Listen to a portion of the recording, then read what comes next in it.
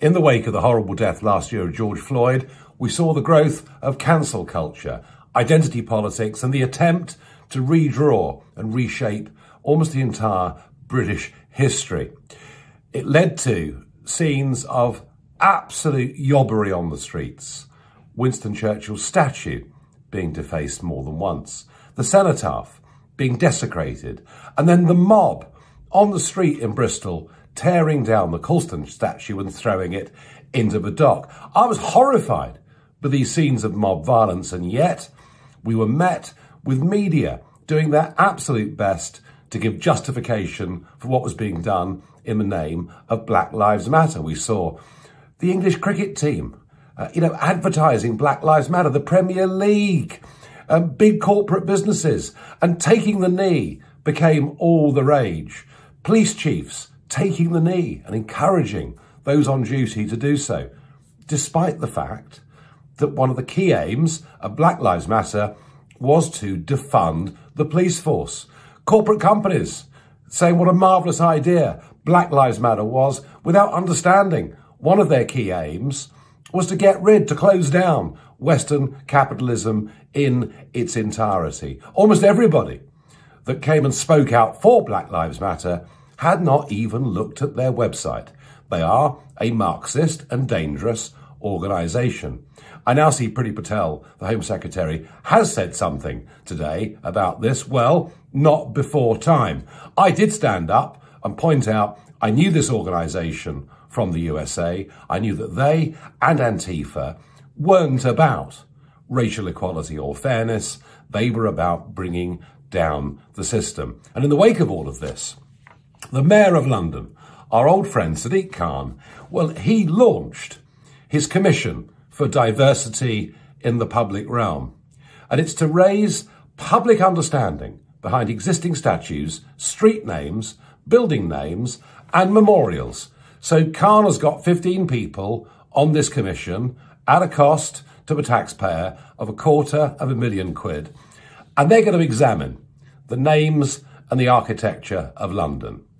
Do you think they'll do it in a fair and objective way? Well, I'm very grateful to the Guido Fawkes website for flagging this up yesterday, because they've outlined some of the members of this commission. And I want to share this with you so that you're ready and prepared for when this commission reports, because I think when it comes to changing British history, when it comes to demonising our former heroes, I suspect we ain't seen nothing yet. Let's begin with Toyin Agbetu.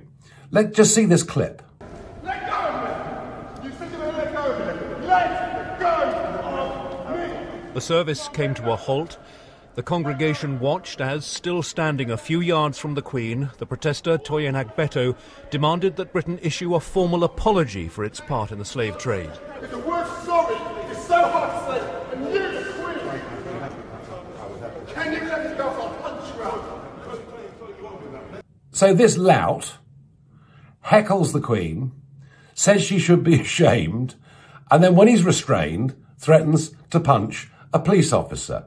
I'm not sure he's the kind of person who objectively can decide how London portrays its history, because it seems to me he pretty much hates the way the country is.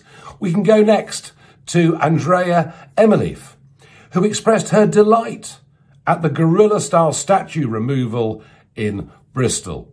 She said she described seeing the crane, lifting it from its plinth and dumping it into the dock. She felt a rush of adrenaline. Well, I don't know. But, I mean, she's clearly got a mission.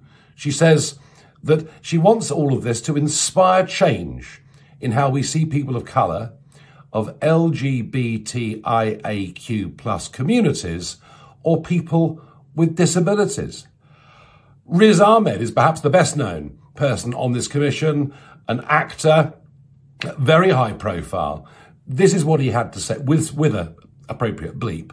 This is what he had to say about our Prime Minister. What do you think about Boris becoming Prime Minister? Again, somebody aggressively of the left. And the fourth person that was singled out yesterday on that website, Lynette Naboza. And this is truly astonishing. she's claimed that white supremacy is uniquely British. If you look back far enough, and not always that far, the UK seems to be the common denominator in atrocities across the world, no matter where you find examples of white supremacy. All roads lead back to the country of my birth. It was racism that birthed slavery and colonialism, and on she goes. So just think about that.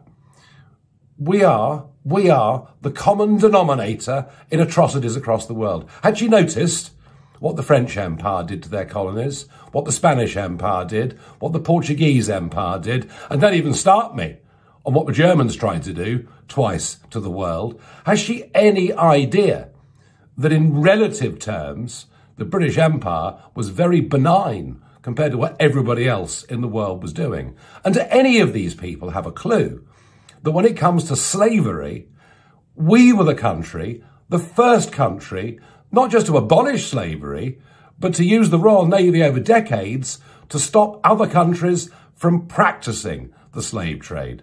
Of course, our history contains episodes that we may not regard as being perfect today.